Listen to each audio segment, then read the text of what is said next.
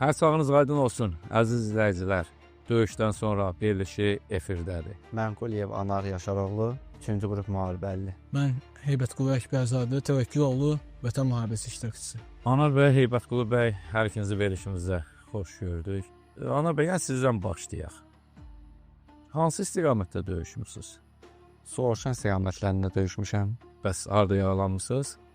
Yəni həmin istiqamətdə yaralanmısınız? Bəli, Soğuşan Ağdərə istiqamətində piyadə əleyhinə minaya düşmüşəm və sağ ayağımın 1/3 hissəsini itirmişəm. Heybətqulu bəy, bəs siz? Mən Füzuli Şal uğrunda gedən döyüşlərdə iştirak etmişəm. Füzuli uğrunda gedən döyüşlər zamanı yüngül zədə almışam, yaralanmışam. Anar bəy, Soğuşan istiqamətində dediniz, vuruşmuşam. Və həmin gün yaralandığınız və ayağınızın, sağ ayağınızın 1/3 hissəsini itirdiyiniz günü istəyirəm bizdən paylaşasınız. Həmin gün bax saat neçədə başladı, nə döyüşü idi o, bax ondan danışaq. Oktyabr ayının 13-də günorta saatlarında bizə əmr gəldi ki, artıq biz Soğuşandan Ağdərə istiqamətində adsız bir yüksəkliyi var. Oranı azad eləməli idi düşməndən. Və düşmən bizdən daim yuxarıdaydı. Biz həmin istiqamətə getmək üçün çətinlik çəkirdik. Strateji bir yüksəklik idi də o. Bəli, biz tabur şəklində həmin istiqamətə yeriydik. Hardasa bir 100 nəfərlik bir şəxsi heyətimiz var idi. Mən özüm də tank əleyhinə təzgahlı qumbaratanın tuşlayıcısı idim. Silahım ağır idi. Yəni hardasa 64 kiloqramlıq bir silahdır. 4 nəfər şəxsi heyəti var. Dağlıq ərazi, daşımaq da çətin. Həmin ərazidə texnikanın getməyi də mümkün deyildi. Ancaq piyada irəli idi həmin yolda. Biz Soğuşana çatdıq. Hardasa Soğuşandan çayı keçdik, Soğuşan su anbarını keçdik və biraz istirahət elədik. Alaqaranlıq olardı, 8-9 olardı və həmin yüksəkliyə doğru irəliləməyə başladıq. Yəni səhər saat 8-9. Yox, axşam saat. Axşam. Axşam, bəli. Axşam 8-9 idi. Biz artıq həmin yüksəkliyi üzərinə irəliləməyə başladıq. Düşmən nə vaxt xəbər tutdu ki, siz artıq irəliləyəcəksiniz həmin istiqamətdə? Soğuşanı biz keçdikdə artıq məlumatı olub yəqin ki, biz həmin istiqamətə irəliləyirik. Bir tərəfimiz sıldırım qaya, bir tərəfimiz təpə, həmin təpənin üstünə də çıxanmırıq. Yamacla gedirik, elə bir yan gedirik. Onda həmin hissələr təmiz idi, yəni minalanmış ərazi deyil idi. Təmiz idi hələ ki, təmiz idi. Biz artıq həmin yüksəkliyə çatmağa biraz qalmış. Artıq biz geç çatdıq da, yüksək deyə çətinliklə gedirdik. Təxminən nə qədər vaxta çatardınız? 4-5 saat yol getdik. Hardasa 12-1 olardı. Çünki saatı dəqiq bilmirdik. Üzərimizdə heç nə yox. Gecə vaxtı. Artıq gecə yarı idi. Gecə idi. Çatdıq həmin yüksəkliyə, artıq biraz da irəliləyib mövqeləşib səhər hücuma keçirdik işıq açılanda. Elə oldu ki, bizlər təyin olunmuş yerlərə gedib mühafizə eləməli idik. Şəxsi heyətimiz də var idi. Növbəli naryad şəklində aparmalıydıq. Və düşmənin piyadə əleyhinə minasına mən tuş gəldim, taftaladım belə desək.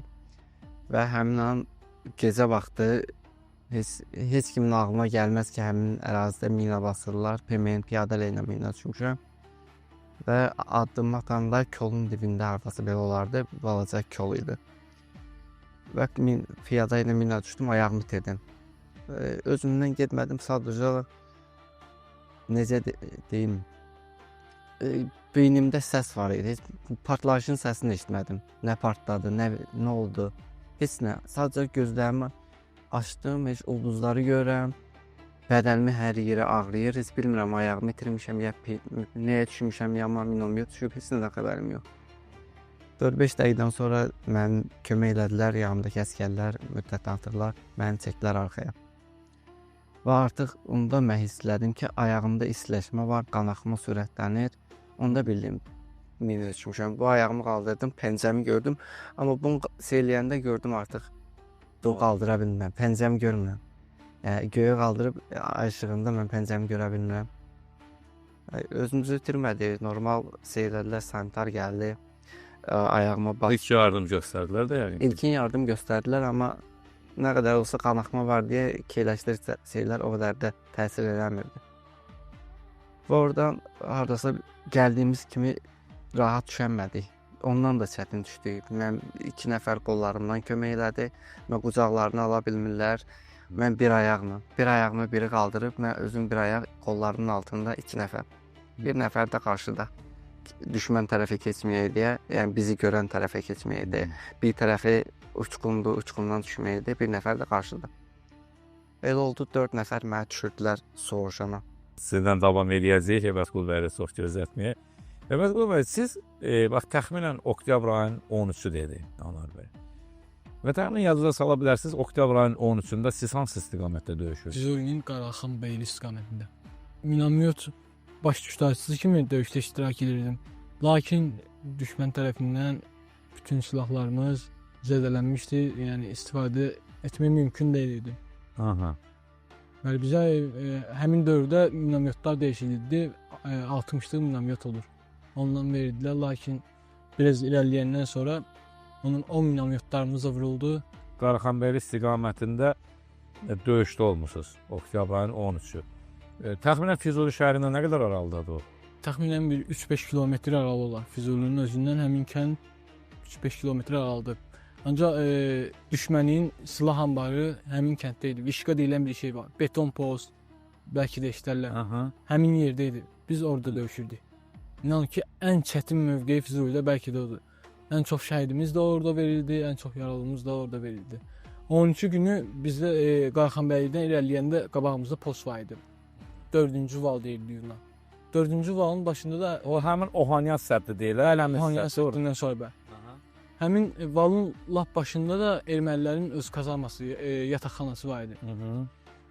İnanın ki, düşmən orada ateş açırdı ki, minamyotla, digər silahlarla baş qaldırma mümkün deyildi. Postda təxminən heç yarım metr yox idi. Ancaq ateş postu idi. Biz əskər yoldaşlarımız hamısı oradaydı. Və orada zirehli texnika yox idi biz tərəfdən. Ancaq zirehli texnikada, çünki çox qəliz bir bəli, dağlıq ərazi deyənə, düşmən çox asanlıqla ona görə deyənə zirehli texnikamız yox idi. Ən çox yaralı orada. Havadan necə? Havadan olmazdımı ki, əvvəlcə havadan oranı bombardıman edib sonra piyadalarımız keçsin, yoxsa necə idi? Biz gedəndən sonra, bir müddət sonra havada hücumlu müdafiəmiz gəldi. Aroplar gəldi biz tərəfə. Ondan sonra düşmənin ateş nöqtələri susturuldu. Qismən biraz axşama tərəf ateş azaldı. Biz həmin mərhələdə də həm bir-iki nəfər əskər düşmən tərəfə silah doğrultmuşdu ki, əks hücum olmasın. O zaman da şəhidlərimizi, yaralılarımızı daşıyırdı. Təxminən həm döyüşdə nə qədər şəhidimiz olaydı? Dediniz bəlkə də ən çox şəhid orada vermişik. Bizim hərbi hissənin 300-400 nəfər könüllü, əskər, zabit, daimi heyət ümumi 300-400 şəhid verildi. Elə o bir gündə, yoxsa ümumiyyətlə o istiqamətə gedən döyüşlərdə? Füzuli istiqamətində gedən döyüşlərdə o qədər şəhid verilib. Çünki mən məsəl üçün müharibədə olmamışdım, 18 yaşım vardı. Əskər çox olduğunu heç kim bilmir, döyüş görmür bu vaxtacan zabitlərimizdən başqa. Sağ olsunlar zabitlərimiz də, bölük komandirlər, tabor komandirlər, hamısı müharibə zamanı yardım elədilər. Bizim tabor komandiri Vətən müharibəsi qəhrəmanı Bayramov Rus idi. Çox ürəkli adam idi. Aqil Məlikov var idi, taborun qərargah reisi idi. O Ohanyan postun sapyor Lapatka olur. Texnika çıxmırdı deyənə, BMP çıxmırdı deyənə. İstehkamçı BMP. Bəli, Aqil Məlikov əlində sapyorla seyrinə qazınırdı. O sətdi ki, yol açılsın, BMP keçə bilsin. Çox ürəkli adam. Döyüş zamanında, necə deyim, mən onu gördüm. Döyüşün birinci günündə şəhid oldu Məlikov Aqil. Allah bütün şəhidlərimizi rəhmət etsin. Allah rəhmət etsin. Birazdan deyirsən, yaralandığın o məqama toxunacağıq. Anarla davam eləyək. Gəldiniz, yendiniz aşağı. Gətirdilər səni, yendirdilər həmin o atsız yüksəklikdən aşağı. Sonra nə oldu? Artıq mənə Suqovuşanı endirdilər, maşınla götürə bilmədilər. Suqovuşanın artıq Talış kəndinə girəcəyinə mən o istiqamətdə aparmaq başladılar. Sonra sanitarka gəldi, məni götürdü Talış kəndinə. Talış kəndindən Naftalın mərkəz xəstəxanasına. Orada artıq mənə əməliyyat edərlər. Ayağın amputasiya olundu orada, hə? Bəli, artıq ayağım dağılmışdı onsuz da. Dedilər ki, narahat olma, iynə vurdular, indi yatacaqsan, ayaq ayılanda heç eləməyəcəksən, ağrı heç eləməyəcəksən. Təbii ki, bu təsəlli idi. Amma bircə yatanda onu eşitdim ki, dedilər gətirin mişarı, ondan sonra heç nə esləmədim. Artıq oyananda ayağım sarğılı vəziyyətdə gördüm. Mənə dedilər, bəs ailə ilə əlaqə saxlamısanmı, danışmısanmı? Mənə telefon verirlər, dedilər zəng elə dinləndə, bəs artıq mən fikirləşdim ki, zəng edim nə deyim. Sadəcə onu fikirləşdim ki, sağ qalmağım belə, nəfəsim üzərində olmağım belə ailəm üçün bəs olar. Qardaşıma zəng elədim, heç anama, atama zəng eləmədim. Qardaşıma dedim, bəs yüngül yaralanmışam, narahat olmayım. Dedi ki, bəs sən deyirdin, mən döyüşdə deyiləm, çünki hər fürsət olduqca döyüş vaxtı ailəmlə danışdıqda deyirdim, mən geridəyəm, arxa cəbhədəyəm, ehtiyata saxlayıblar bizi, bizim tağımı.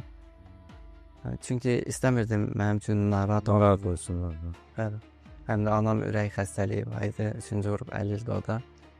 Necə olarsa fikirləşmirdim də. Deyirdim, qoy rahat olsunlar. Qardaşıma dedim, yüngül yaralanmışam. Evdəkilərə indi necə sənə xoşsa, indi mühitə görə, ona görə dinlə. Anar bəy, nə vaxt xəbər tutdunuz ki, artıq həmin yüksəkliyi sizin tabur işğaldan azad edilib? O elə həmin günü səhərisi oldu, yoxsa bir neçə gün döyüş getdi orada? Mən xəbər 2-3 gündən sonra xəbər tutdum, amma ki, çünki mən yaralı idim, onlarla əlaqə saxlaya bilmirdim. Amma telefon nömrələri var idi, məndən yüksək rütbədə olanların da zabitlərimizin nömrələri var idi, onlarla əlaqə saxladım. Həm yaxşı olmağım barədə onlara məlumat verdim, onların necə olmağı barədə məlumat aldım. Və onda bildim ki, mən artıq yaralanandan sonra səhərsi günü düşmən üzərinə hücuma keçiblər, amma tam olaraq yüksəkliyə həmin gün ala bilməyiblər. Çünki düşmən pusqu hazırlamışdı və ayıq-sayıqlığı nəticəsində zabitlərimizin saxlamışdılar artıq hücumu. Bir-iki gün sonra təzədən başqa istiqamətdən hücumu eləyərək həmin yüksəkliyi artıq azaldıq. O yüksəklik bu qədər vacib idimi bizim üçün? Həmin o yüksəkliyi işğaldan azad edilmək. Strateji cəhətdən nə üstünlüyü var idi ki, həmin yüksəkliyin? Yüksəklik adı olduğu kimi çox yüksəkdə idi. Həmin ərazidən Sulovşan kəndin, qəsəbəsinin hər bir tərəfi görsənirdi. Bütün bizim həmin istiqamətə çıxdığımız yollar ta Talış kəndin girəcəyinə kimi. Bu qədər stratejilərdən əhəmiyyətli. Bəli, ora mütləq alınmalı idi. Anar bəy, qayıdacağıq sizə, bu mənə davam edək. O döyüşün hansı günü, hansı hissəsində yaralandınız və necə yaralandınız? Ayın 3-4-ü təxminən bizim elə bölüyün 2-3 metr aralığına 82 mm-lik minaatan düşdü. Hər yer toz basmışdı, göz görmürdü. Durdum ayağa, gördüm ki, xaçımızdan bir əskərimiz var, Əliyev Rüfət. Bir gözü yoxdur hal-hazırda. Durdum, görürüm ki, əlini tutub gözünə tərəf. Qan açılır gözündən, fışqırır qan. Başladım qışqırmağa. Heç kim görmürəm, heç kim də eşitmirəm, qulağım da tutulub. Mənim də buşlatım deşik olmuşdu. Qəlpə sağ böreyimin üstündə deyib yanım. Orada əskər yoldaşlarımız çıxartdı qəlpəni bədənindən. Əliyev Rüfət, Qulamzadə Mahsun, Eyşan var idi, Dünya Maliyevi, müddətdən artıq hərbi xidmət qulluqçusu, o şəhid oldu. Mən belə başa düşdüm ki, sən ayın 13-ü döyüşündən bayaq biz danışırdıq. Sən ayın artıq 3-ü, 4-ü yaralanmısan. Onda bəs necə, yaralı döyüşə davam elədin, yoxsa səni aparırlar, qoşdular, sonra Kazan 13-ü bir də qaytardılar? Çox ağır zədələnməmişdim. Onların yarasının yanında əskər yoldaşlarımın, mənim yaram heç neydi, xırda bir qəlpə idi. Yüngül yara idi. Bəli, yüngül yara idi, vətən sağ olsun. Hələ də irəlilədi. Mən əskərlikdən təxris olundan sonra özümə müalicə edirəm. İndi necədir? İndi məsələn həmin o böyrəyindənsə ağrılar və nəsə var, yoxsa artıq keçib? Soyuq havalarda ağrı çox olur. Soyuq havalarda ağrı çox olur. Mümkün bir yerdə xırda. Bir yer ağrıyır, çox pis ağrıyır. Soyuq havada olur yalnız. İstidə heç bir təsir yoxdur. İstidən mi ağrımır? Anar bəy, sizə çox yormayacağam, istəyirəm. Yavaş-yavaş verilişimizin sonuna yaxınlaşırıq. Qəribə xəbərin nə vaxt eşitdiniz və hardaydınız onda? Artıq mən müalicə aldıqdan sonra, çünki həmin vaxt Bərdə də vurulmuşdu, Gəncə də vurulmuşdu. Həmin xəstəxanadakı şəxsiyyəti digər yaxın rayonlara, məsələn, mən Mingəçevirdə müalicə alırdım, Naftalonda əməliyyat olandan sonra. Dolu idi xəstə. Ona görə özümdə də yaxşı hiss eləyirdim. Məni göndərdilər evdə sağlamlığıma bərpa olmaq üçün də müalicəmi davam etdirmək üçün. Axşam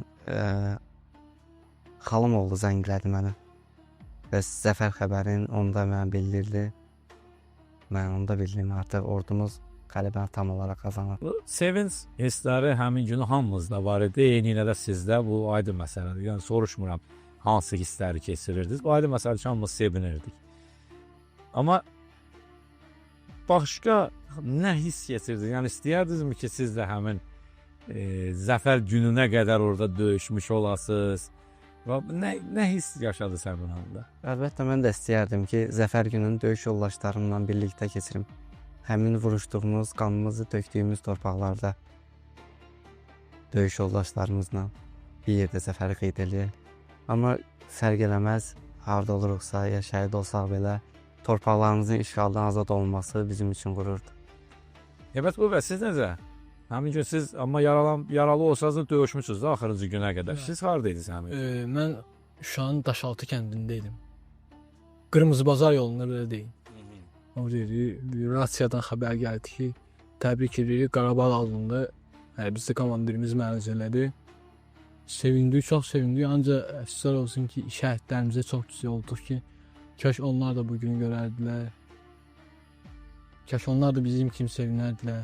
Sevincimizdən istəyirdik ki, birinci valideynlərimizə xəbər verək. Sağ olsun komandanlıq şərait yaratdı ki, telefon vasitəsilə əlaqə saxlayaq. Əlaqə saxladıq. Valideynlərimiz də çox sevirdi, həm də çox qürur duydular ki, övladları da döyüşdədir. Buradan anamın qarşısında baş əyirəm. Sağ olsun. Ana və son olaraq nə demək istərdiniz?